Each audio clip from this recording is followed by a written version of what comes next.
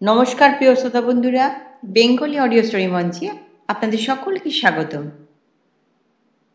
আজকে আমি শীর্ষেন্দু মুখোপাধ্যায়ের একটি ভূতের গল্প পাঠ করে শোনাব। গল্পটির নাম গন্ধটা খুব সন্দেহজনক। দয়া করে গল্পটা পুরোটা শুনবেন, আশা করি ভালো লাগবে।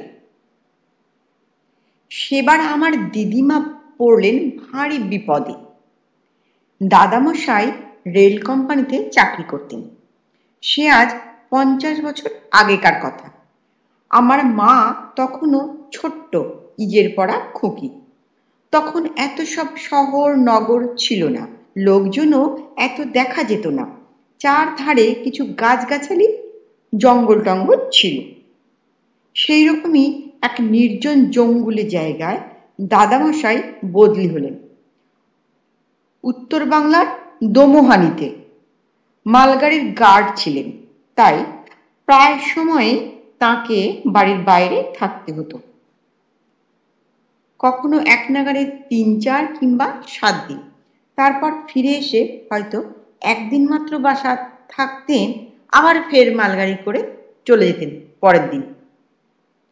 আমার মায়েরা 5 বোন আর 4 ভাই। দিদিমা এই মোট 9 জন ছেলে মেয়ে নিয়ে বাসায় থাকতেন। ছেলে মেয়েরা সবাই তখন ছোট্ট ছোট্ট, কাজেই দিদিমার ঝামেলার অন্ত ছিল না। এমনিতে দমোহানি জায়গাটা ভারী সুন্দর আর নির্জন স্থান। বেঁটে বেঁটে লিচু গাছের ছাওয়া, পাথরকুচি ছড়ানো রাস্তা, সবুজ মাঠ, কিছু জঙ্গল ছিল। লোকজন বেশি নয়। একধারে রেলের সাহেবদের পাকা কোয়ার্টার, আর অন্য ধারে রেলের বাবুদের জন্য আধ পাকা কোয়ার্টার। একটা স্কুল ছিল ক্লাস 8 পর্যন্ত। একটা রেলের ইনস্টিটিউট ছিল, যেখানে প্রতি বছর 2-3 বার কেদার রায়, টিপু সুলতান নাটক হতো। রেলের বাবুরা দল বেঁধে গ্রীষ্মকালে ফুটবল খেলতেন, শীতকালে ক্রিকেট। বড় সাহেবরা সে খেলা দেখতে আসতেন। মাঝে মাঝে সবাই দল বেঁধে তিস্তা নদীর ধারে বা জয়ন্তিয়া পাহাড়ে চড়ুই ভাতিতে যাওয়া হতো। ছোট আর নির্জন হলেও বেশ আমোদের জায়গা ছিল দমোহানি। দমোহানিতে যাওয়ার পরই কিন্তু সেখানকার পুরনো লোকজনেরা এসে প্রায় দাদামশাই আর দিদিমাকে একটা বিষয়ে খুব হুঁশিয়ারি করে দিয়ে যেতেন। কেউ কিছু ভেঙে বলতেন না। যেমন স্টোর কিপার অক্ষয় সরকার দাদামশাইকে একদিন বলেন, এই জায়গাটা কিন্তু তেমন ভালো নয় চাটুর্যে, লোকজন সব বাজিয়ে নেবেন, হুটহাট করে যাকে তাকে ঘর ধরে ঢুকতে দেবেন না। কিংবা আর একদিন পাশের বাড়ির পালিত গিন্নি এসে দিদিমাকে হেসে হেসে বলে গেলেন, নতুন এসেছেন বুঝি, বুঝবেন সব আস্তে আস্তে, চোখ কান নাক সব খোলা রাখবেন, কিন্তু ছেলেপুলেদেরও সামনে রাখবেন। এখানে কারা সব আছে তারা একদম ভালো নয়। দিদিমা ভয় খেয়ে বলেন, কাদের কথা বলছেন দিদি? পালিত গিন্নি শুধু বললেন, সে আছে, বুঝবেন খন। তারপর থেকে দিদিমা একটু ভয়ে ভয়ে থাকতে লাগলেন। একদিন হলো কি, পুরনো ঝি সুখিয়ার দেশ থেকে চিঠি এলো যে তার ভাসুরপোর খুব বিমার হয়েছে, তাই তাকে যেতে হবে। 1 মাস ছুটি নিয়ে সুখিয়া চলে গেল। দিদিমা নতুন ঝি খুঁজছেন, তা হঠাৎ করে পরদিন সকালেই একটা আধবয়সী বউ এসে বলল, ঝি রাখবেন? দিদিমা দোনমনো করে তাকে রাখলেন। সে দিব্যি কাজকর্ম করে, খায় দায়, বাচ্চাদের গল্প বলে ভোলায়। দিন 2 পর পালিত গিন্নি একদিন সকালে এসে বললেন, নতুন ঝি রাখলেন নাকি দিদি? কই দেখি তাকে। দিদিমা ডাকতে গিয়ে দেখেন কলতলায় এঁটো বাসন ফেলে রেখে ঝি কোথায় খাওয়া হয়েছে। অনেক ডাকাডাকিতেও পাওয়া গেল না। পালিত গিন্নি মুচকি হাসি হেসে বললেন, ওদের ওরকমই ধারা। ঝিটার নাম কি বলুন তো? দিদিমা বললেন, কমলা। পালিত গিন্নি মাথা নেড়ে বললেন, চিনি চিনি, হালদার বাড়িতেও ওকে রেখেছিল। দিদিমা অতিষ্ঠ হয়ে বললেন, কি ব্যাপার বলুন তো? পালিত গিন্নি শুধু শ্বাস ফেলে বললেন, হ্যাঁ, সব কি খুলে বলা যায়? এখানে এই হচ্ছে ধারা। কোনটা মানুষ আর কোনটা মানুষ নয় তা চেনা ভারী মুশকিল। এবার দেখে শুনে একটা মানুষ ঝি রাখুন। এই বলে চলে গেলেন পালিত গিন্নি। আর দিদিমা আকাশ পাতাল ভাবতে লাগলেন। কমলা অবশ্য একটু বাদেই ফিরে এলো। দিদিম তাকে ধমক দিয়ে বললেন, কোথায় গিয়েছিলি? সে মাথা নিচু করে বলল, মা, লোকজন এলে আমাকে সামনে ডাকবেন না, আমি বড় লজ্জা পাই। কমলা থেকে গেল, কিন্তু দিদিমার মনের খটকা ভাবটা গেল না। ওদিকে দাদামশাইয়েরও এক বিচিত্র অভিজ্ঞতা হলো। একদিন লাইনে গেছেন, নিশুত রাতে মালগাড়ি যাচ্ছে ডুয়ার্সের গভীর জঙ্গলের ভেতর দিয়ে। দাদামশাই ব্রেক ভ্যানে বসে ঝিমোচ্ছেন। হঠাৎ গাড়িটা দাঁড়িয়ে গেল। তা মালগাড়ি যেখানে সেখানে দাঁড়ায়, স্টেশনের পয়েন্টসম্যান আর অ্যাসিস্ট্যান্ট স্টেশন মাস্টাররা অনেক সময় রাত বিরেতে ঘুমিয়ে পড়ে সিগন্যাল দিতে ভুলে যায়। সে আমলে এরকম হামেশাই হতো। সেরকমই কিছু হয়েছে ভেবে দাদামশাই বাক্স থেকে পঞ্জিকা বার করে পড়তে লাগলেন। পঞ্জিকা পড়তে তিনি বড় ভালোবাসতেন। গাড়ি দাঁড়িয়ে আছে তো আছেই। হঠাৎ দাদামশাই শুনতে পেলেন ব্রেক ভ্যানের পিছনে লোহার সিঁড়ি বেয়ে কে যেন গাড়ির ছাদে উঠছে। দাদামশাই মুখ বার করে কাউকে দেখতে পেলেন না। ফের শুনলেন একটু দূরে কে যেন ওয়াগনের পাল্লা খোলার চেষ্টা করছে। খুব চিন্তায় পড়লেন দাদামশাই। ডাকাতরা অনেক সময় শার্ট করে সিগন্যাল বিগড়ে দিয়ে গাড়ি থামায়, মালপত্র চুরি করে। তাই তিনি সরেজমিনে দেখার জন্য গাড়ি থেকে হাতবাতিটা নিয়ে নেমে পড়লেন। লম্বা ট্রেন, তার একদম ডগায় ইঞ্জিন। হাঁটতে হাঁটতে এসে দেখেন লাল সিগন্যাল ইতিমধ্যে সবুজ হয়ে গেছে, কিন্তু ড্রাইভার আর ফায়ারম্যান কয়লার ঢিপির উপর গামছা পেতে শুয়ে অঘোরে ঘুমোচ্ছে। ওদেরও দোষ নেই, অনেকক্ষণ নাগারে ডিউটি দিচ্ছে, একটু ফাঁক পেয়েছে কি ব্যাস ঘুমিয়ে পড়েছে। বহু ঠেলাঠেলি করে তাদের তুললেন দাদামশাই। তারপর ফের লম্বা গাড়ি পার হয়ে ব্রেক ভ্যানের দিকে ফিরে আসতে লাগলেন। মাঝামাঝি এসেছেন, হঠাৎ শোনেন ইঞ্জিন হুইসেল দিল। গাড়িও ক্যাঁচ ক্যাঁচ করে চলতে শুরু করল। তিনি তো অবাক। ব্রেক ভ্যানে ফিরে গিয়ে তিনি সবুজ বাতি দেখালে তবে তো ট্রেন ছাড়বার কথা। তাই দাদামশাই হাঁ করে চেয়ে রইলেন। অবাক হয়ে দেখেন ব্রেক ভ্যান থেকে অবিকল গার্ডের পোশাক পরা একটা লোক হাত বাতি তুলে সবুজ আলো দেখাচ্ছে ড্রাইভারকে। ব্রেক ভ্যানটা যখন দাদামশাইকে পার হয়ে যাচ্ছে, তখন লোকটা তার দিকে চেয়ে ফিক করে হেসে গেল। বহু কষ্টে দাদামশাই সেবার ফিরে এসেছিলেন। সেবার ম্যাজিশিয়ান প্রফেসর ভট্টাচার্য চা বাগানগুলোতে ঘুরে ঘুরে ম্যাজিক দেখিয়ে দোমোহানিতে এসে পৌঁছালেন।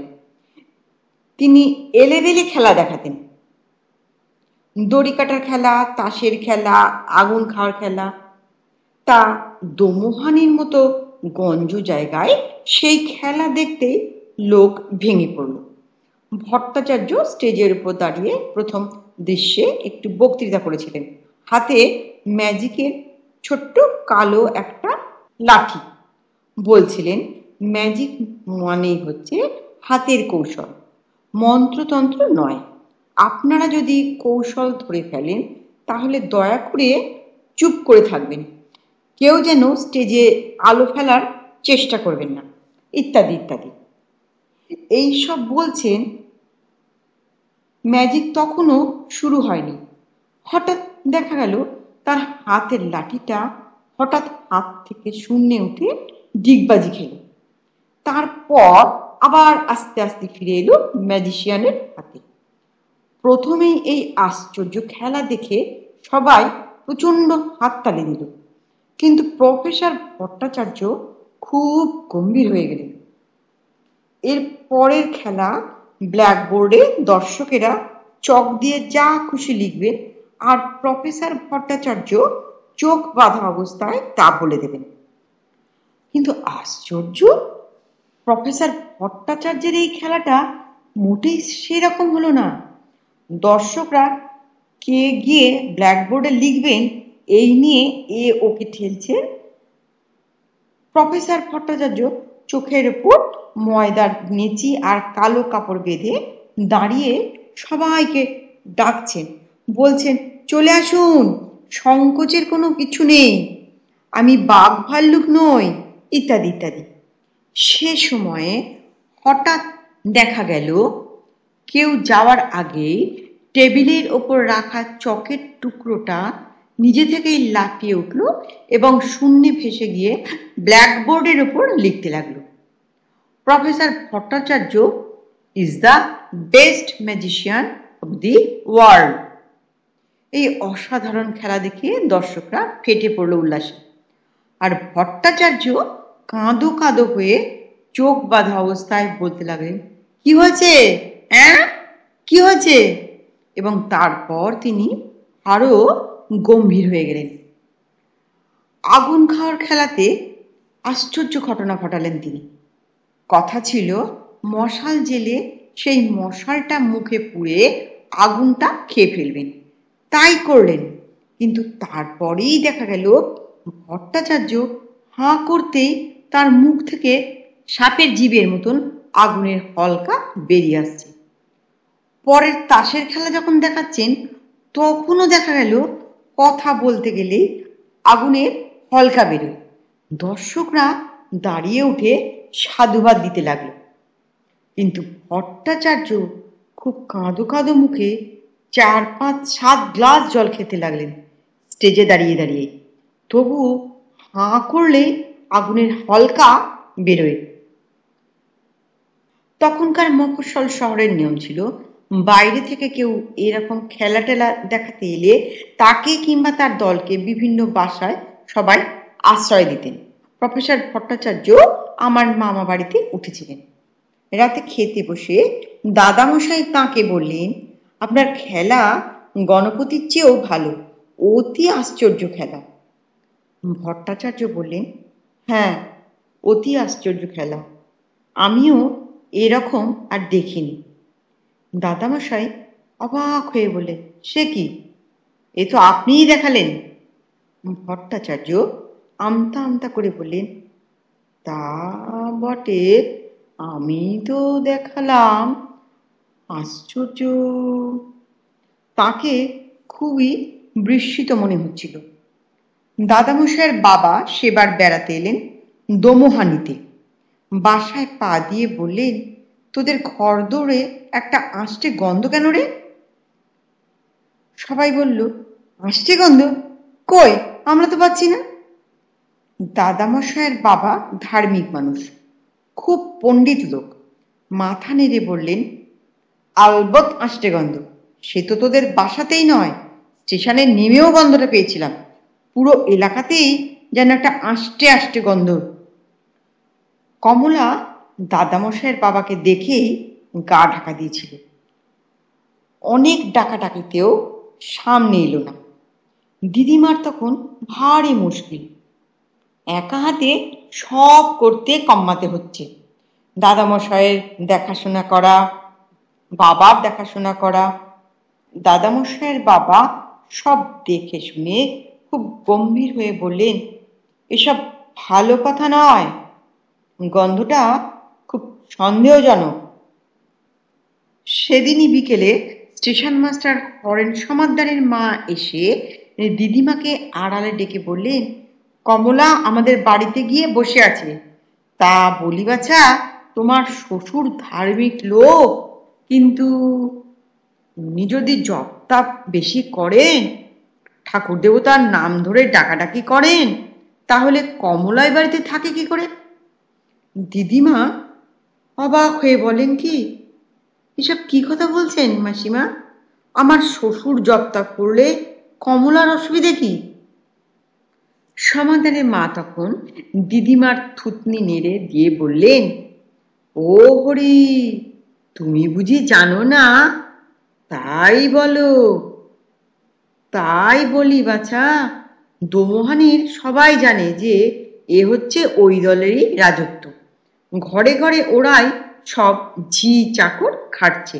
বাইরে থেকে চেহারা দেখে কিচ্ছু বুঝবে না, তবে ওরা হচ্ছে সেই তারাই। কারা? দিদিমা খুব অবাক। বুঝবে বাপু, রসো রসো বলে সমাদ্দারের মা চলে গেলেন। তা কথাটা মিথ্যে নয়, দোমোহানিতে তখন ঝি চাকর কিংবা কাজের লোকের বড় অভাব। ডুয়ার্সের ম্যালেরিয়া, কালাজ্বর, মশা আর বাঘের ভয়ে কোনো লোক সেখানে যেতে চায় না। যাদের না গিয়ে উপায় নেই তারাই যায়, আর গিয়ে পালাই পালাই করে। তবু ঠিক দেখা যেত, কারো বাসায় ঝি বা চাকর বা কাজের লোকের অভাব হলে ঠিক লোক জুটে যেত। স্টেশন মাস্টার সমাদ্দারের ঘরে একবার দাদামশাই বসে গল্প করছিলেন। সমাদ্দার একটা চিঠি লিখছিলেন। সেটা শেষ করেই ডাকলেন, ওরে কে আছিস? বলা মাত্রই ছোকরা মতন লোক এসে হাজির। সমাদ্দার তার হাতে চিঠিটা দিয়ে বলে, যা এটা ডাকে দিয়ায়। দাদামশাই তখন জিজ্ঞাসা করলেন, লোকটাকে নতুন রেখেছেন নাকি? সমাদ্দার মাথা নেড়ে বলেন, না না না না না, ফরমাইশ খেটে দিয়ে যায় আর কি। খুব ভালো, ওরা ডাকলেই আসে, লোক টোক নয়, ওই ওরাই। তাই মামার বাড়িতে প্রাইভেট পড়াতেন ধর্মদাস নামে একজন বেটে আর ফর্সা ভদ্রলোক। তিনি থিয়েটারের মেয়ে সেজে এমন মিহি গলায় মেয়েলি পাঠ করতেন যে বোঝাই যায় না তিনি মেয়ে না ছেলে। সেবার সিরাজদৌল্লার নাটকে তিনি লুৎফা, কিন্তু নাটকের দিনই তার ম্যালেরিয়া চাগিয়ে উঠল। লেপ চাপা দিয়ে কোঁ কোঁ করছেন। নাটক প্রায় শিখে ওঠে, কিন্তু ঠিক দেখা গেল নাটকের সময় লুৎফার অভাব হয়নি। একেবারে ধর্মদাস মাস্টার মশাই যেন গোপ কামিয়ে আগা গোড়া নিখুঁত অভিনয় করে গেলেন। কেউ কিচ্ছু টেরই পেল না। কিন্তু ভিতরকার কয়েকজন ঠিকই জানত যে সেদিন ধর্মদাস মাস্টারমশাই মোটেই স্টেজেই নামেননি। নাটকের শেষে সমাদ্দার দাদামশাইয়ের সঙ্গে ফিরে আসছিলেন। বললেন, দেখলেন কেমন কার্যভার উদ্ধার হয়ে গেল?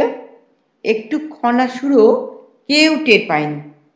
দাদামশাই তখন চেপে ধরলেন সমাদ্দারকে। মশাই, রহস্যটা কি একটু খুলে বলুন তো? সমাদ্দার হেসে শতখান টুকরো হয়ে পড়লেন। সবাই তো বোঝেন মশাই, একটা নীতি কথা বলে রাখি, সদ্ভাব রাখলে সকলের কাছ থেকেই কাজ পাওয়া যায়। কথাটা খেয়াল রাখবেন। মামাদের মধ্যে যারা একটু বড় তারা বাইরে খেলে বেড়াতো। মা আর বড় মাসি তখন কিছু বড় হয়েছে। অন্য মামা মাসিমারা নাবালক নাবালিকা।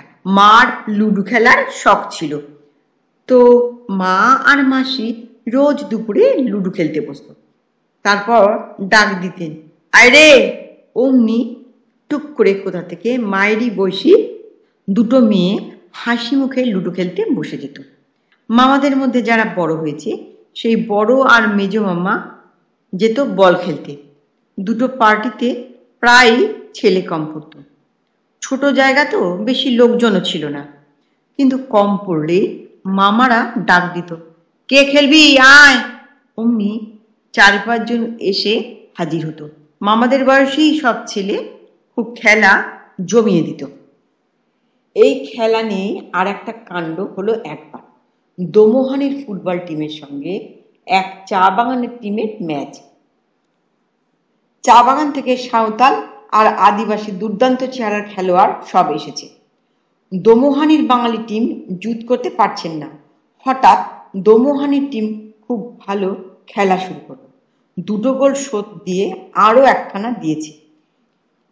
এমন সময় চা বাগান টিমের ক্যাপ্টেন খেলা থামিয়ে রেফারিকে বলল, ওরা 12 জন খেলছে।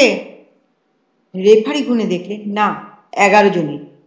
ফের খেলা শুরু হতে একটু পরে রেফারি খেলা থামিয়ে দোমোহানির ক্যাপ্টেনকে ডেকে বললেন, তোমাদের টিমে 4-5 জন এক্সট্রা লোক খেলছে। দুর্দান্ত সাহেব রেফারি, সবাই ভয় পায়। দোমোহানির ক্যাপ্টেন বুক ফুলিয়ে বলল, গুনে দেখুন। রেফারি গুনে দেখে আহাম্মক 11 জনই। দোমোহানির টিম আরও 3টে গোল দিয়েছে। রেফারি আবার খেলা থামিয়ে ভীষণ রেগে চেঁচিয়ে বললেন, there are at least 10 extra men in this team. দর্শকদেরও তাই মনে হয়েছে। গুনে দেখা যায় 11 জন, কিন্তু খেলা শুরু হতেই যেন ঘাসের বুকে লুকিয়ে থাকা কিংবা বাতাসের মধ্যে মিলিয়ে থাকা সব খেলোয়াড় পিলপিল করে নেমে পড়ে মাঠের মধ্যে। রেফারি দোমোহানির টিমকে লাইন আপ করিয়ে বললেন, শেষ 3টে গোল যারা করেছে তারা কই? তাদের তো দেখছি না। একটা কালো ঢ্যাঙা ছেলে, একটা বেটে আর ফর্সা, আর একটা ষাঁড়ের মতো, তারা কই? দোমোহানির ক্যাপ্টেন মিনমিন করে যে সাফাই গাইল, তাতে রেফারি আরো রেগে টং। চা বাগানের টিমও ভেবাছেকা খেয়ে হাঁপসে পড়েছে, কিন্তু কেউ কিছু বলতে পারল না।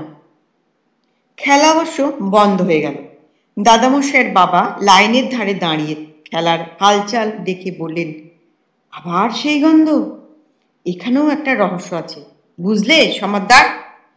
স্টেশন মাস্টার সমাদদার পাশেই ছিলেন। বললেন, বেটারা একটু বাড়াবাড়ি করে ফেলেছে। কে, কাদের কথা বলছো?